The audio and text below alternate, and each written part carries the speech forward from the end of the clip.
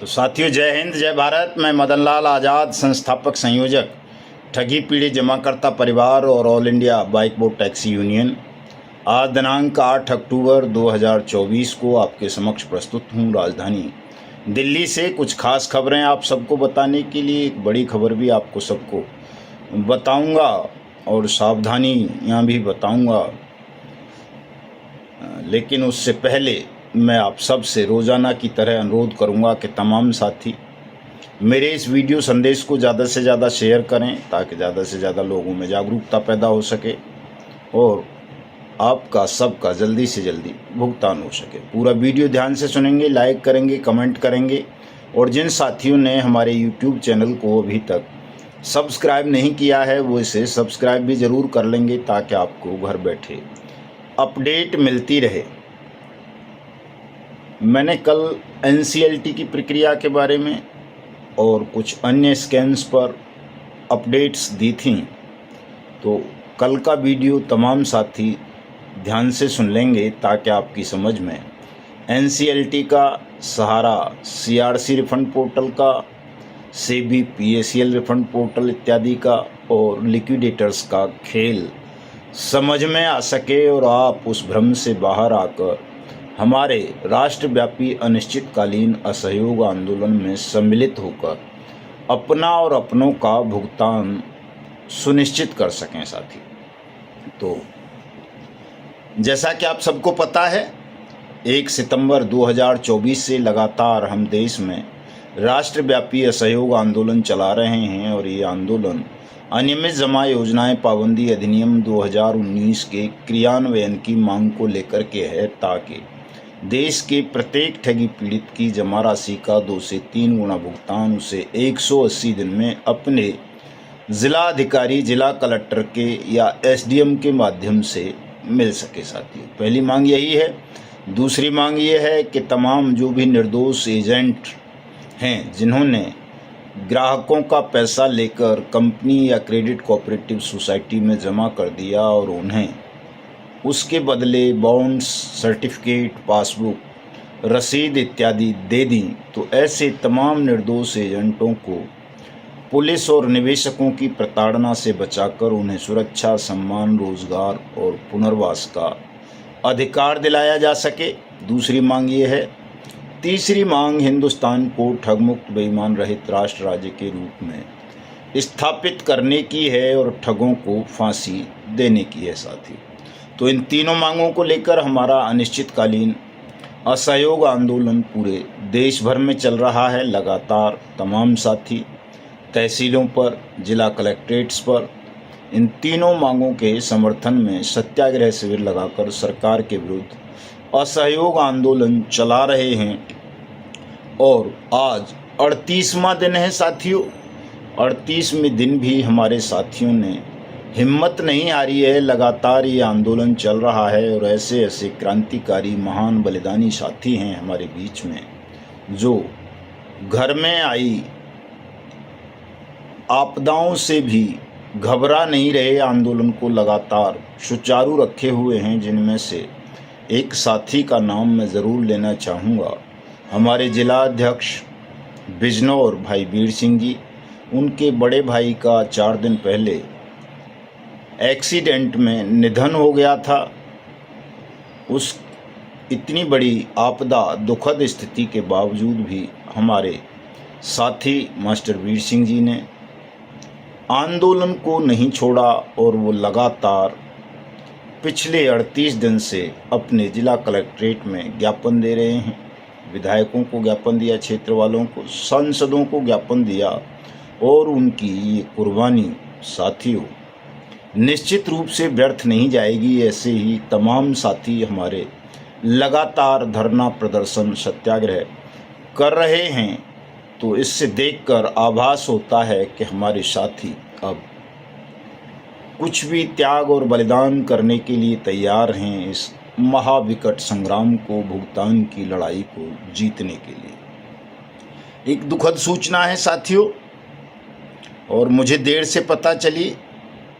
आज तो शोक सभा थी। हमारे जिला संयोजक थे ठगी पीड़ित जमाकर्ता परिवार तपजप के इटावा से श्री राम लखन राजपूत जी, उनका भी असामयिक निधन हो गया है। मैं भी राम लखन राजपूत साहब को अपनी अश्रुपूरित श्रद्धांजलि अर्पित करता हूं और शोक संतप्त परिवार को अपनी संवेदनाएं व्यक्त करते हुए परमात्मा से ये प्रार्थना करता हूं कि वो शोक संतप्त परिवार को इस दुख को झेलने की, सहने की शक्ति प्रदान करें।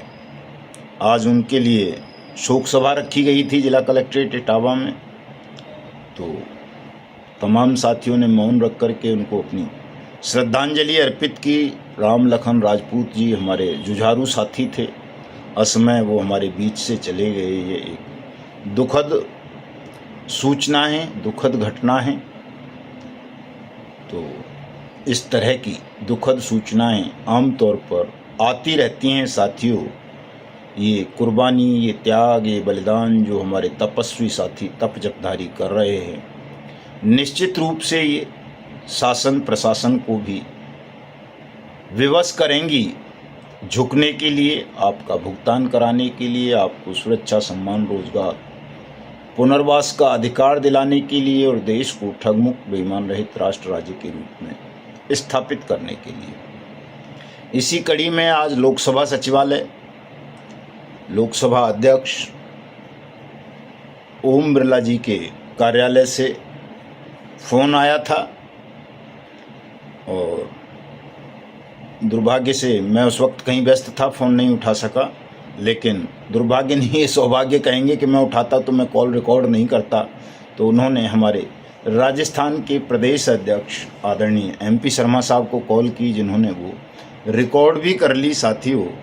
और लोकसभा अध्यक्ष के कार्यालय ने बताया है कि जो ज्ञापन उन्हें कोटा में हमारे साथियों ने सौंपा था, उस पर लोकसभा सचिवालय ने आवश्यक कार्रवाई करते हुए उस पत्र को फाइनेंस मिनिस्ट्री को प्रेषित कर दिया है और कहा है कि आपका काम बहुत जल्दी हो जाएगा। मैं आपको सुनवाना चाहता हूं वो कॉल रिकॉर्ड, अगर आवाज़ आ जाए आप लोगों को तो थोड़ा सा इसको सुन लेंगे तमाम साथी, चूँकि इस फ़ोन में थोड़ा मेरे में आवाज़ कम है, लेकिन सुनने का प्रयास करता हूं, सुनाने का। अरे क्या हो गया भाई जयपुर वालों, सुनाता हूँ साथियों, थोड़ा धैर्य रखना, चूँकि ये ज़रा इसमें गड़बड़ हो जाती है, ये वीडियो सुना नहीं पाता, वो ऑडियो। हेलो, हाँ जी, MP शर्मा जी बोल रहे हैं? जी बोल रहा हूँ। मैं लोकसभा अध्यक्ष ओम बिरला जी के यहाँ से बोल रहा हूँ। जी सर, जी सर।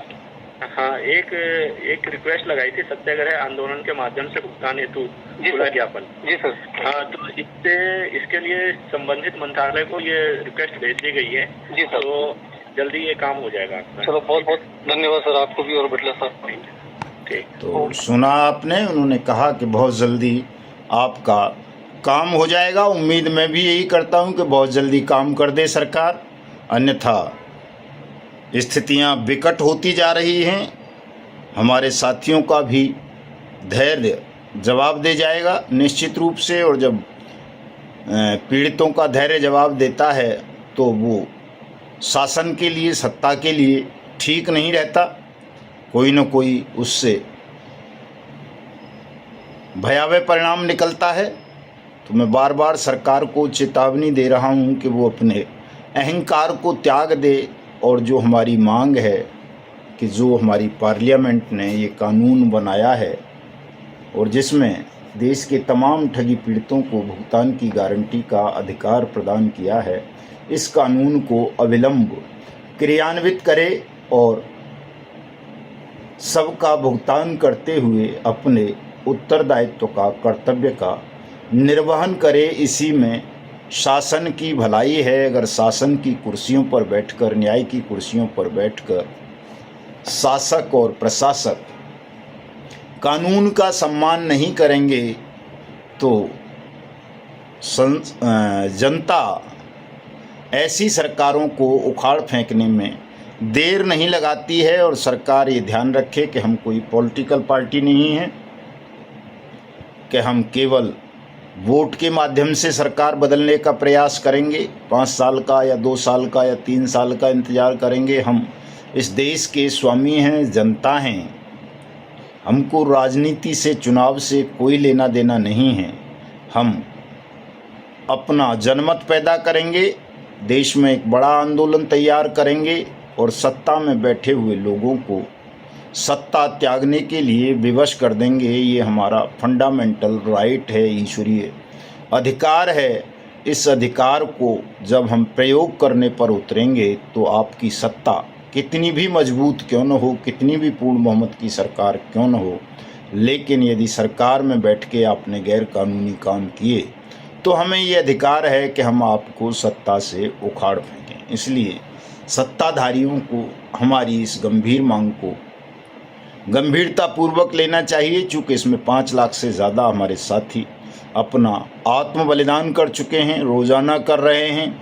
1250 से ज़्यादा ऑन ड्यूटी सैनिकों ने ठगी प्रकरणों का शिकार बन जाने के कारण आत्महत्याएं की हैं। तो ये जो विकट परिस्थितियां देश में पैदा हुई हैं, इनको दूर करने का उत्तरदायित्व भी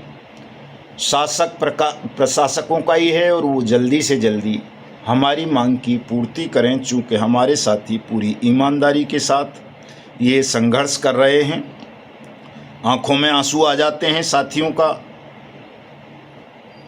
संघर्ष देख करके। साथियों ये देखिए, रात्रि है, रात्रि वेला में भी हमारे साथी किस तरह विश्राम में कहाँ से चला करते हैं, सत्याग्रह शिविरों में ही जमे हुए हैं। और सत्याग्रह शिविर कोई हमारे 5 स्टार स्थानों पर नहीं लगे हुए हैं, जंगलात जैसी जगहों में ही लगे हुए हैं। नहर कॉलोनी का जो जंगल है फतेहपुर का, वहाँ का वीडियो है, रात्रि का वीडियो है साथियों। और ऐसी विकट परिस्थितियों में जब वर्षा भी है, मच्छर भी हैं, कीड़े मकोड़े भी हैं और तमाम तरह की दिक्कतें हैं, हमारे साथी रात को भी धरना स्थलों पर जमे हुए हैं। इससे ज़्यादा त्याग और क्या सरकार चाहती है हमारे लोगों से, ये समझ में नहीं आ रहा है। एक घटना बड़ी दुखद, मैं कहूँ दुखद तो नहीं कहूँगा, ये कहूँगा कि अहंकारी सरकारें ही ऐसा कर सकती हैं जनता की मांग को अनसुना करने के लिए या किसी जन आंदोलन को दबाने के लिए। कर्नाटक सरकार ने साथियों हमारे आंदोलन से विचलित होकर हमारे आंदोलन को दबाने के लिए एक गैर कानूनी आदेश, वहाँ के जो chief competent authority KPID act है, उसके माध्यम से एक सर्कुलर निकलवाया है। कोई फर्जी शिकायतकर्ता खड़ा करके कि ठगी पीड़ित जमाकर्ता परिवार के लोग शासन प्रशासन को ब्लैकमेल कर रहे हैं आंदोलन के द्वारा, इसलिए उनके खिलाफ केस रजिस्टर्ड किए जाएं। उनके पास चंदा कहाँ से आ रहा है इसकी जांच की जाए और साथ साथ जो ठगी पीड़ित जमाकर्ता परिवार के लोग KPID एक्ट या बर्ड्स एक्ट के अंतर्गत आवेदन करें, उनको न लिया जाए और तुरंत आवेदन प्रक्रिया को रोक दिया जाए। साथियों ये आदेश वहाँ के चीफ कॉम्पिटेंट अथॉरिटी ने कर्नाटक के तमाम DCs को दे दिया है, जिससे कर्नाटक सरकार की बौखलाहट समझ में आती है।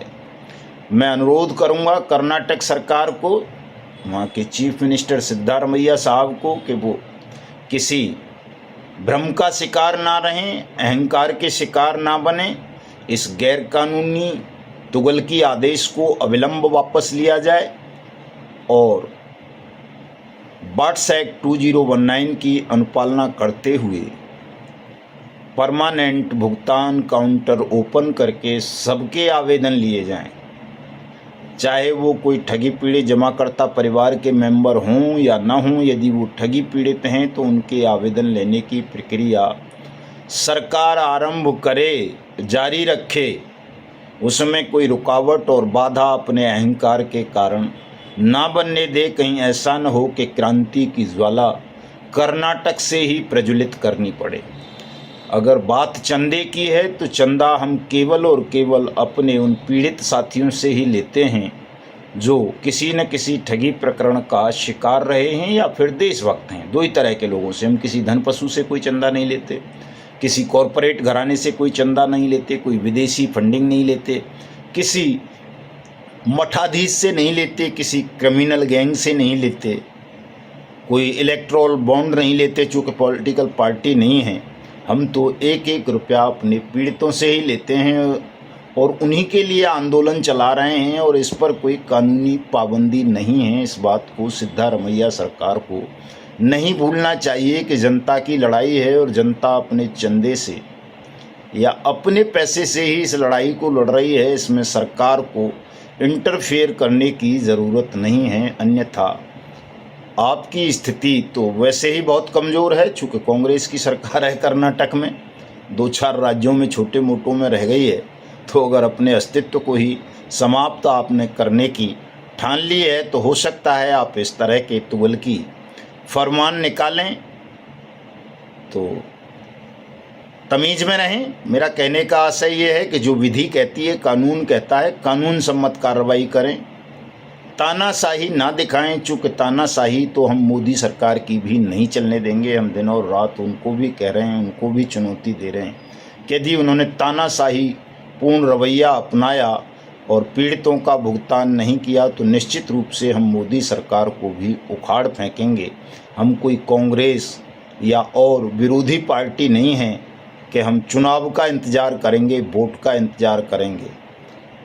अहंकार मोदी सरकार का भी बढ़ गया होगा थोड़ा सा, चूँकि उसने हरियाणा जैसे राज्य में तीसरी बार सरकार बना ली है और जाहिर सी बात है हरियाणा जीतना अपने आप में एक बड़ी बात होती है किसी भी पॉलिटिकल पार्टी के लिए। छोटा सा राज्य है लेकिन उस राज्य को जीत लेना अपने आप में साथियों एक बड़ा अहम पहलू होता है। कभी फिर उसके विश्लेषण करके आपको बताऊंगा कि हरियाणा जीतना कितना कठिन होता है किसी भी पॉलिटिकल पार्टी के लिए और उस जीत के मायने क्या होते हैं। निश्चित रूप से भारतीय जनता पार्टी को आज जो तीसरी बार जीत मिली है, जैसे भी मिली हो, ठगी करके, बेईमानी करके या जैसे भी ईमानदारी से, हमको नहीं पता कैसे जीते हैं वो, लेकिन जीत गए हैं, तो वो बड़ी जीत है।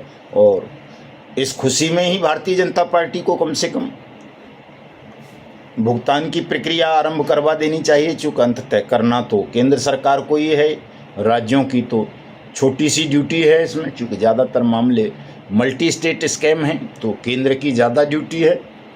इसलिए मैं मोदी सरकार को भी कहना चाहता हूँ, सिद्धारमैया सरकार को भी कहना चाहता हूँ, देश की अन्य राज्य सरकारों को भी कहना चाहता हूँ कि विधि का पालन करते हुए तत्काल पीड़ितों की समस्या का समाधान करें। आज 38 दिन हो गए हैं और ऐसा ना हो कि हमारा धैर्य जवाब दे जाए और हम सत्याग्रह के अन्य उपायों पर विचार करने लगें और उन अन्य उपायों का प्रयोग करके आपकी सत्ता को न केवल राज्यों से बल्कि केंद्र से भी उखाड़ फेंकें।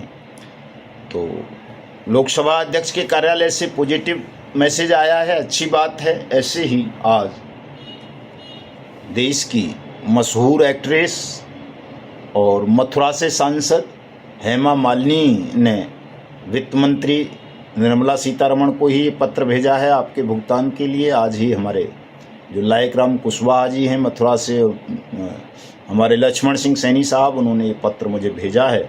और एक और हंसी की बात भी है, खुशी की बात है साथियों कि जनमत में कितनी ताकत होती है जनता में कि अगर आप किसी सदनों में बैठे हुए गिद्ध या ठग के भी पास पहुंच जाएंगे तो वो भी आपको भगा नहीं पाएगा, आपके काम के लिए मना नहीं कर पाएगा, चाहे औपचारिकता ही करे, लेकिन उसे करना पड़ेगा। ये जनप्रतिनिधि होने की व्यवस्था होती है, मजबूरी होती है।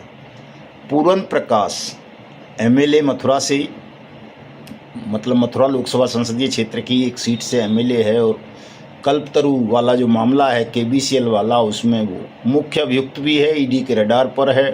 2.5 करोड़ से ज़्यादा का लेन देन उसके खातों में केबीसीएल ठगी प्रकरण से जुड़ा पाया गया है। निश्चित रूप से जेल जाएगा, हम मांग भी कर रहे हैं, लेकिन उसके पास भी हमारे साथी पहुँचे तो उस पूरन प्रकाश ने भी मुख्यमंत्री योगी आदित्यनाथ को भुगतान के लिए पत्र लिख दिया है। इसलिए तमाम साथी जिन्होंने अभी तक अपने अपने विधायकों को या सांसदों को ज्ञापन नहीं सौंपे हैं वो सौंपते रहें, ताकि ये सिलसिला लगातार चलता रहे, साथियों की जागरूकता बढ़ती रहे, जनमत पैदा होता रहे देश में।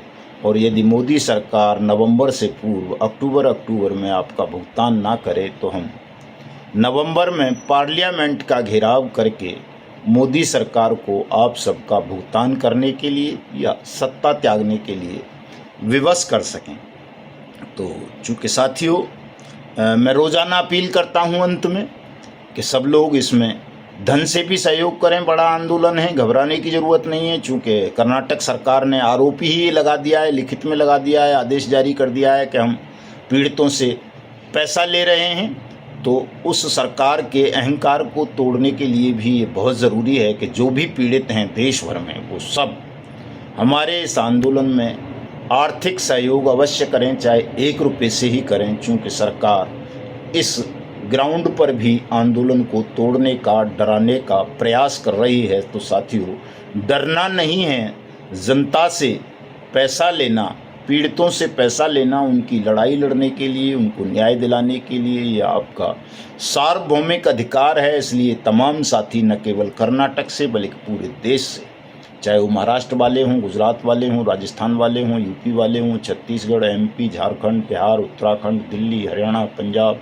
हिमाचल, जम्मू कश्मीर, असम, पूर्वोत्तर, जहाँ के भी लोग हों, पश्चिम भारत के, गोवा वगैरह के, सब साथी खुल कर के हमारे आंदोलन को धन से भी सहयोग करें। उसके लिए मेरा नंबर नोट कर लें, जिस पर आपको ऑनलाइन पेमेंट, ऑनलाइन आर्थिक सहयोग राशि भेजनी है।